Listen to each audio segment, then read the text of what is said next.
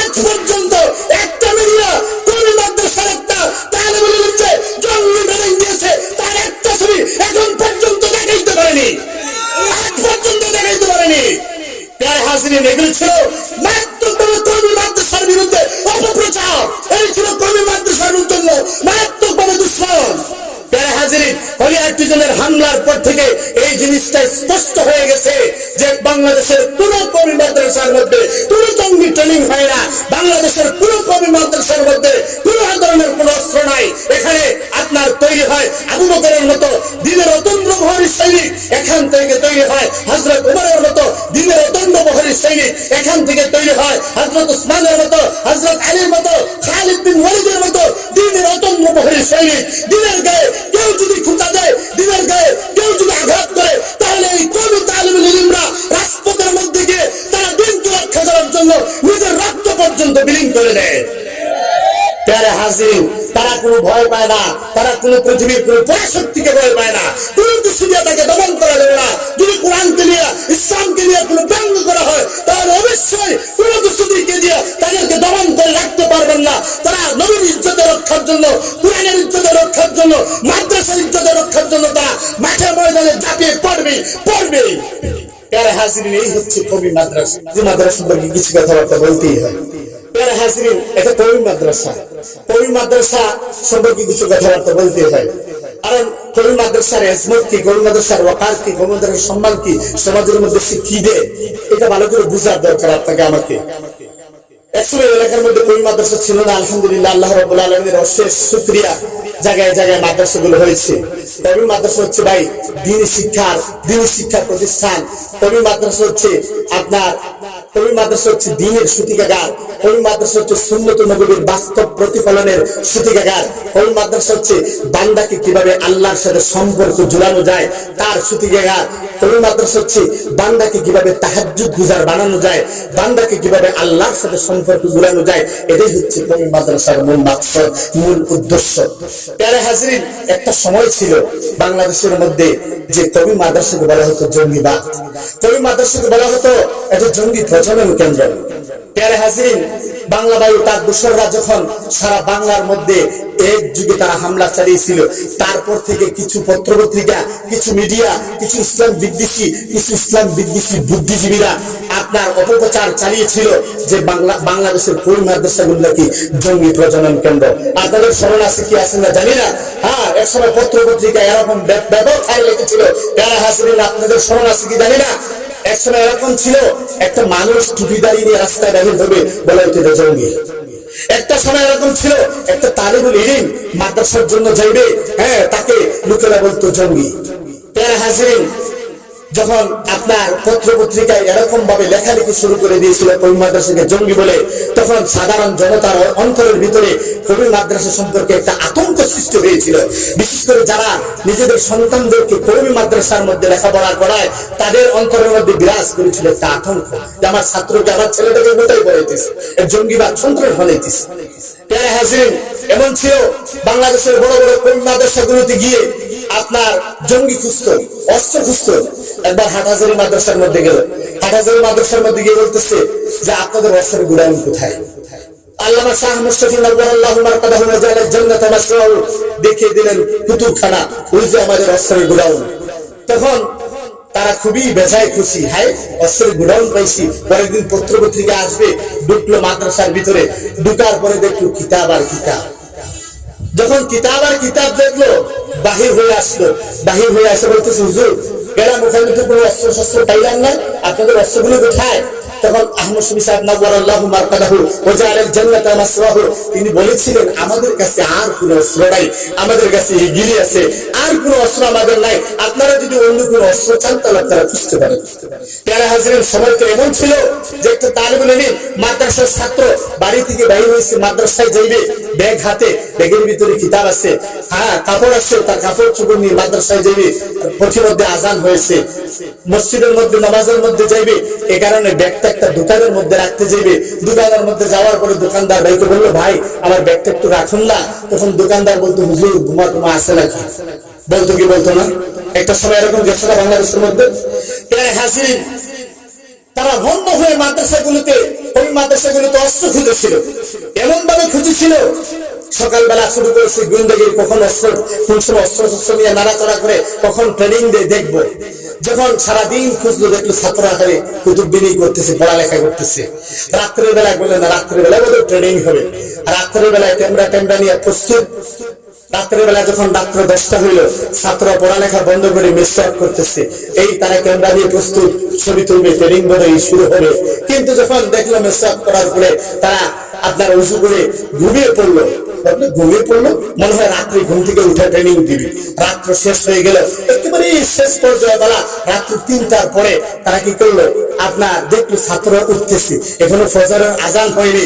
এই তারা বুঝলে এই তো এখন শুরু হবে ট্রেনিং, এখানে জঙ্গি ট্রেনিং হবে।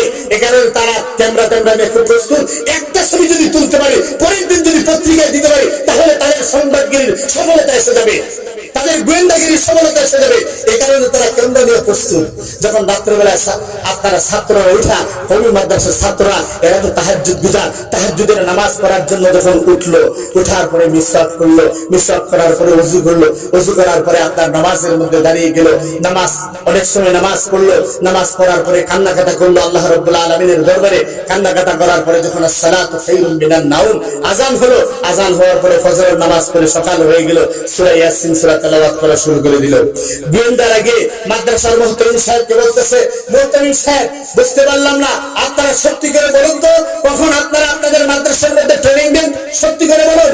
মাদ্রাসার মুহতামিম সাহেব বললেন, আপনারা তো গোয়েন্দা, আপনারা তালাশ করেন না কখন আমরা দেই? তো গতকালকে সারাটা দিন তালাশ করলাম, পাইলাম না, ভাবলাম রাত্রেবেলা ট্রেনিং দিয়েন। রাত্র হইল, হওয়ার পরে ভাবলাম হয়তো আপনারা এখন ট্রেনিং শুরু করবেন, দেখা গেল না ছাত্রগুলো ঘুমিয়ে পড়লো। যখন সকাল হলো, সকাল হওয়ার আগে যখন 3টার সময় রাত্র উঠা তাহাজ্জুদের নামাজ পড়লো, কান্নাকাটা করলো, তারপরে ফজরে আজান হলো। আজান হওয়ার পরে তারা সূরা ইয়াসিন তেলাওয়াত করা শুরু করে দিল। তখন মুহতামিম সাহেব গোয়েন্দাদেরকে উদ্দেশ্য করে বলে, এই গোয়েন্দারা শোনো, তোমরা এখানের মধ্যে কোনো ট্রেনিং খুঁজে পাইবে না। এখানে তালিবুল ইলমরা তাহাজ্জুদের ট্রেনিং ছাড়া আর কোনো ট্রেনিং দেয় না। এখানে তাদের কাছে কোনো অস্ত্র নাই, আছে চোখের অস্ত্র। তাদের কাছে কোনো অস্ত্র নাই, আছে চোখের অস্ত্র। তাদের এই চোখের অস্ত্রের কারণে আর তাহাজ্জুদের ট্রেনিং এর কারণে তাদের ঈমানের পাওয়ার এতটুকু বেড়ে যায়, তাদের ঈমানের পাওয়ার এতটুকু বেড়ে যায়। কোন নাস্তিক মর্তক যদি আল্লাহকে নিয়ে ব্যঙ্গ করে, কোন নাস্তিক মর্তক যদি রাসূলকে নিয়ে ব্যঙ্গ করে, কোন নাস্তিক মর্তক যদি কোরআনকে নিয়ে ব্যঙ্গ করে, কোন নাস্তিক মর্তক যদি আযানকে নিয়ে ব্যঙ্গ করে, তাহলে তারা কোরআনের ইজ্জত রক্ষার জন্য, তাহলে তারা নবী রাসূলের ইজ্জত রক্ষার জন্য, তাহলে তারা আল্লাহ রাব্বুল আলামিনের ইজ্জত রক্ষার জন্য, তারা মাদ্রাসার চার দেয়ালের ভিতরে থাকে না, তারা ইজ্জত রক্ষা, আল্লাহ রাব্বুল আলামিনের ইজ্জত রক্ষার জন্য, নবীর মান সম্মান রক্ষার জন্য তারা রাজপথে নেমে যায়। প্যারে হাজিরিন, যখন গোয়েন্দাদের কথা এই রিপোর্ট মুহতামিম সাহেব দিলেন, গোয়েন্দারা ব্যর্থ হয়ে ফিরে গেল। আজ পর্যন্ত একটা মিডিয়া কওমি মাদ্রাসার একটা তালিবুল ইলমকে জঙ্গি ট্রেনিং দিয়েছে, তার একটা ছবি এখন পর্যন্ত দেখাইতে পারেনি, আজ পর্যন্ত দেখাইতে পারেনি। প্যারে হাজিরিন, এগুলো ছিল মারাত্মকভাবে কওমি মাদ্রাসার বিরুদ্ধে অপপ্রচার, এই ছিল কওমি মাদ্রাসার জন্য মারাত্মকভাবে দুশ্মন। প্যারে হাজিরিন, হলিয়াটিজনের হামলার পর থেকে এই জিনিসটা স্পষ্ট হয়ে গেছে যে বাংলাদেশের কোন কওমি মাদ্রাসার মধ্যে কোন জঙ্গি ট্রেনিং হয় না, বাংলাদেশের কোন কওমি মাদ্রাসার মধ্যে কোন ধরনের কোন অস্ত্র নাই।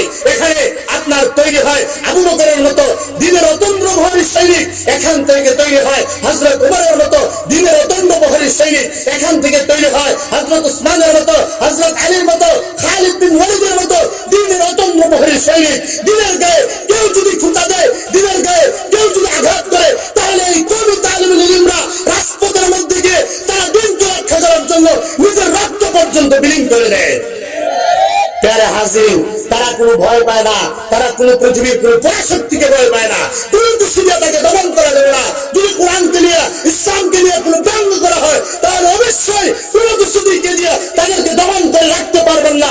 তারা নবীর ইজ্জত রক্ষার জন্য, কোরআনের ইজ্জত রক্ষার জন্য, মাদ্রাসার ইজ্জত রক্ষার জন্য তারা মাঠে ময়দানে ঝাঁপিয়ে পড়বে। প্যারে হাজিরিন, এই হচ্ছে কওমি মাদ্রাসা। একটা সময় বলা হতো যে কওমি মাদ্রাসা নাকি অঙ্ক ইংরেজি নাই, বাংলা নাই, এদের মধ্যে দুর্বলতা। প্যারা হাজিরিন, এখন এই কথা বলার কোনো সুযোগ নাই। তবে মাদ্রাসার মধ্যে কি নাই? এখানে ইতিহাস আছে, এখানে ল আছে, এখানে আপনার পলিটিক্যাল সায়েন্স আছে, এখানে অর্থনীতি আছে, এখানে আপনার যত ধরনের সবকিছু আছে। আর স্কুল কলেজ ভার্সিটিতে কেউ যদি এরা অন্য কোন সাবজেক্ট মানবতার কল্যাণের জন্য দেয়, আমরা নিব, কোনো অসুবিধা নেই। আমরা পড়াই, বাংলা পড়াই, ইংরেজি পড়াই, অঙ্ক পড়াই, সবকিছুই পড়াই। আর মানবতার কল্যাণের জন্য যদি আপনার স্কুল কলেজ ভার্সিটি কোনো সাবজেক্ট দেন, আমরা নিতে রাজি আছি, আমরা পড়াইতে রাজি আছি। কিন্তু একটা জিনিস আমরা বলবো, আপনাদের তো বহু কিছু আমরা নিলাম, আমাদের কাছ থেকে দুইটা জিনিস নেন, আমাদের কাছ থেকে দুইটা জিনিস নেন। আপনাদের স্কুল কলেজ ভার্সিটির মধ্যে আমাদের কাছ থেকে কোরআন আর হাদিস নেন, দুইটা সাবজেক্ট রাখেন আর তারা পড়ান। দেখবেন আপনাদের যদি প্রথম শ্রেণী থেকে নিয়ে ডিগ্রি পর্যন্ত কোরআন আর হাদিস ঢুকান, তাহলে একটা স্কুল কলেজ ভার্সিটির ছাত্র দুর্নীতিবাজ হবে না। সমাজ এবং রাষ্ট্রের সম্পদ কোন ছাত্র কেউ লুটিপুটি খাওয়ার মতো মানুষ তৈরি হবে না, ওখান থেকেও তৈরি হবে তাহাজ্জুদ গুজার মানুষ। আমরা বলবো দুইটা জিনিস আমাদের পক্ষ থেকে নেই, কোরআন আর হাদিস। এরা নিতে চায় না দুইটা জিনিস। কারণ কি জানেন, এই দুইটা জিনিস যদি তারা নিয়ে নেয়, তাহলে ট্রান্সজেন্ডারের মতো ইমান বিধ্বংসী কোনো আকীদা তাদের সিলেবাসের মধ্যে প্রয়োগ করতে পারবে না। ট্রান্সজেন্ডার বুঝেন? এটা সংক্ষেপে বুঝাই দিই। ট্রান্সজেন্ডার নতুন একটা আবিষ্কার হয়েছে। এই ট্রান্সজেন্ডার মানে কোন মেয়ে যদি নিজেকে ছেলে ভাবে, মনে মনে ভাবছে ছেলে, মেয়ে যদি নিজেকে মনে মনে ছেলে ভাবে, তাহলে তাদের ফিরি মতো কিছু ছেলে হয়ে যায়। ছেলের সাথে তার রাত্রি যাপন করা তার লেগে বৈধ হয়ে যায়। এমনি ভাবে কোন ছেলে যদি মনে মনে ভাবে মেয়ে, তাহলে সে নাকি মেয়ে হয়ে যায়, মেয়ের সাথে সে থাকতে পারে। যেমন শরীর থেকে শরীর হয়েছে। প্যারা হাজিনের দেশে ট্রান্সজেন্ডারের মধ্যে দিই আমি বলি, এদের গায়ের মধ্যে ভূত সোয়ার হয়েছে। ভূত সোয়ার হইলে দেখবেন বলা, আপনার ভূত যার উপর সোয়ার হয়েছে সে তো কিছু বলে না, যেটা সোয়ার হয়েছে ভূত ওইটাই কথাবার্তা বলে। আমি বলি তাদের গায়ে ভূত সোয়ার হয়েছে। এতদিন পর্যন্ত তারা লেনিনের মতবাদ পড়াইলো, এতদিন পর্যন্ত কার্ল মার্কসের মতবাদ পড়াইলো, এতদিন পর্যন্ত ডারউইনের থিওরি পড়াইলো, এতদিন পর্যন্ত বানর থেকে মানুষ হয়েছে তার থিওরি পড়াইলো। এখন নতুন আরেকটা জিনিস আবিষ্কার করছে, ট্রান্সজেন্ডার। প্যারা হাজির বুঝতে না বললে এরকম কথাবার্তা বলতে পারে না, এদের গায়ের মধ্যে ভূত সোয়ার হয়েছে। প্যারা হাজির ভূতে ধরলে ভূত কিভাবে সারাইতে হয় এটা আমরা জানি। ভূত কিভাবে সারাইতে হয় আমরা ভালো করে জানি। নাকের মধ্যে সরিষার তেল আর পেঁয়াজ দিয়া ডলা দেওয়ার পরে যদি ভূত না যায়, তখন কি করতে হবে জানেননি? ডান্ডা দেওয়া লাগে। ডান্ডা দিলে দেখবেন ভূত আর চলে যাওয়ার পালাইবার রাস্তা খুঁজে পায় না। ঠিক তদ্রুপ ভাবে এই ট্রান্সজেন্ডার নিয়ে বাংলার জমিনে যারা কথাবার্তা বলবো, বাংলার জনগণ যেদিন লাঠি ছোটা নিয়ে মাঠে নামবে, ওই দিন তোমরা পালাইবার রাস্তা খুঁজে পাইবে না। প্যারা হাজির কি নিয়ে আসছে পাগলামি ভুলে দেওয়া? কোন মানুষ কি কখনো আপনার যদি মনে মনে কল্পনা করে, কোন ছেলে যদি কল্পনা করে মেয়ে, তাহলে মেয়ে হয়েছে? তাহলে আমি বলবো, তোমরা মনে মনে কল্পনা করো কুকুর, তোমরা কুকুর হয়ে যাইবা। তোমরা মনে মনে কল্পনা করো তোমরা শুয়োর, তাহলে কি তোমরা শুয়োর হয়ে যাইবা। তোমরা মনে মনে কল্পনা করো তোমরা বিড়াল, তাহলে কি তোমরা বিড়াল হয়ে যাইবা। তোমরা মনে মনে করো বাঘ হইছি, বাঘের সাথে রাত্রি যাপন করো, রাত্রে থাকো, কোনো অসুবিধা নাই, বাঘ বুঝাই দিবে ট্রান্সজেন্ডার থাকে বলে। প্যারা হাজির আর পাও না পাগলামি, ভূতে ধরার কিছু পাও না। এগুলো পশ্চিমা ভূতে ধরছে, এদের কোনো কথা নয়, পশ্চিমা ভূতের এগুলো কথা। প্যারা হাজির এই কারণেই তারা কোরআন হাদিস নিতে চায় না, স্কুল কলেজ ভার্সিটির মধ্যে কোরআন হাদিস নিতে চায় না, কারণ মিলে এরকম আকীদা ঢুকাইতে পারবে না। প্যারা হাজির এই কারণে ভালো করে বুঝবেন ভাই, আপনার সন্তানকে আপনি মাদ্রাসা স্কুল কলেজ ভার্সিটিতে পড়াইতেছেন, একটা কথা বলে রাখি, যারা আপনার সন্তানকে স্কুল কলেজ ভার্সিটিতে পড়ান, বাধা নাই, অসুবিধা নাই, হারাম বলবো না। আপনার সন্তানকে স্কুল কলেজ ভার্সিটিতে পড়ান, হারাম বলবো না। তবে হ্যাঁ, একটা জিনিস জেনে রাখবেন, আপনার সন্তানকে আপনি স্কুল কলেজ ভার্সিটিতে পড়ে ডাক্তার ইঞ্জিনিয়ার বানান, কিন্তু নাস্তিক মুর্তদ বানাবেন না। আপনার সন্তানকে প্রয়োজন আগে আপনি নুরানি মাদ্রাসার মধ্যে 2 বছর পড়াবেন, পরে তাকে ঈমান শিক্ষা দিবেন, তাকে দ্বীন শিক্ষা দিবেন, তাকে সুন্নাত শিক্ষা দিবেন। দ্বীন ঈমান সুন্নাত শিক্ষা দেওয়ার পরে তাকে স্কুল কলেজ ভার্সিটিতে পড়ান। তাহলে সে ওই আপনার আপনি যদি আগে তারে দ্বীন শিখান না, আগে সুন্নাত শিখান না, আগে তাকে তাওহীদ শিখান না, তখন যখন সে লেনিনের মতবাদ পড়বে, কার্ল মার্কসের মতবাদ পড়বে, তখন সে যখন ডারউইনের থিওরি পড়বে, বানর থেকে মানুষ হয়েছে, এই সমস্ত থিওরিগুলো পড়বে, তখন তার মাথার মধ্যে ঈমান আর থাকবে না, সে অটোমেটিক নাস্তিক হয়ে যাবে। এই কারণে আপনার সন্তানকে আগে স্কুল কলেজ ভার্সিটিতে পড়ার আগে নুরানি মক্তবের মধ্যে 2 বছর পড়ান, আপনার সন্তানকে স্কুল কলেজ ভার্সিটির মধ্যে পড়ানোর আগে মসজিদের মক্তবের মধ্যে 2 বছর পড়ান, তারপর আপনি স্কুল কলেজ ভার্সিটির মধ্যে আপনি পড়ান। একটা প্রশ্ন আপনারা করতে পারেন, হুজুর স্কুল কলেজ ভার্সিটির মধ্যে তো ইসলাম শিক্ষা আছে, ইসলাম শিক্ষা তো আছে। আমি বলবো ডিগ্রি পাস একটা ছাত্রকে বলবেন সূরাতুল ফাতিহা পড়ার জন্য, দেখবেন তাকে যখন আপনি বলবেন বাবা তুমি শুদ্ধ করে সূরা ফাতিহাটা পড়ো, তখন দেখবেন সে বলবে হুজুর আমার কাপড় খারাপ, আর না হয় বলবে হুজুর আমি একটু টয়লেট থেকে আসি, না হয় বলবে হুজুর আমার প্রস্রাব পায়খানা ধরছে একটু আসতেছি, বইলে যে চলে যাবে আর আপনাদের সামনে আসবে না। আর যদি বলতে পারে মনে করবেন সে স্কুল কলেজ ভার্সিটি থেকে শিখে নাই, সে হয়তো মক্তব থেকে শিখেছে, না হয় তাবলীগ জামাত থেকে শিখেছে, আর না হয় কোনো আলিমের কাছ থেকে শিখেছে। তাহলে আপনারাই বলুন স্কুল কলেজ ভার্সিটির মধ্যে ইসলাম শিক্ষাটা কেমন দুর্বল, যে একটা সূরা ফাতিহা পড়তে পারে না, ওখান থেকে সে ঈমান কি শিখবে, ওখান থেকে দ্বীন কি শিখবে, এখান থেকে কি সুন্নাত শিখবে। আপনার ছেলে তো ঈমান শিক্ষা দেওয়া আপনার জন্য জরুরি, আপনার জন্য ফরজ, নাহলে কিয়ামতের ময়দানে আপনাকে জবাবদিহি করতে হবে। আপনি কিয়ামতের ময়দানে আপনার সন্তানকে যদি দ্বীন শিক্ষা না দিয়ে যান, তাহলে আপনাকে অবশ্যই জবাবদিহি করতে হবে। ওই পরিমাণ ইলম শিক্ষা দেওয়া, ওই পরিমাণ দ্বীন শিক্ষা দেওয়া আপনার উপর, আপনার সন্তানকে এরকম দ্বীন শিক্ষা দেওয়া আপনার উপর ফরজ। সে যেন ঈমান টিকিয়ে রাখতে পারে, সে ঈমান টিকিয়ে রাখতে পারে, এরকম দিন আপনাকে শিক্ষা দিতেই হবে, এরকম দিন শিক্ষা দেওয়া আপনার উপর ফরজ। এখন আপনি চিন্তা করেন আপনার ফরজ আদায় শিখে যাবেন, আপনি আগে ফরজ আদায় করেন, তারপরে স্কুল কলেজ ভার্সিটিতে পড়া ডাক্তার ইঞ্জিনিয়ার বানাইবেন, তারপরে দেখবেন আপনার ছেলেটা ডাক্তার হয়ে নামাজি, আপনার ছেলেটা ডাক্তার হওয়ার পরেও সে আপনার কোরআন তেলাওয়াত করতেছে, আপনার ছেলেটা ডাক্তার ইঞ্জিনিয়ার হওয়ার পরে সে তাবলীগের মধ্যে সময় দেবে, আপনার ছেলেটা ডাক্তার ইঞ্জিনিয়ার হওয়ার পরেও তার সম্পর্ক থাকবে মসজিদের সাথে, আপনার ছেলেটা ডাক্তার ইঞ্জিনিয়ার হওয়ার পরেও তার সম্পর্ক থাকবে মাদ্রাসার সাথে।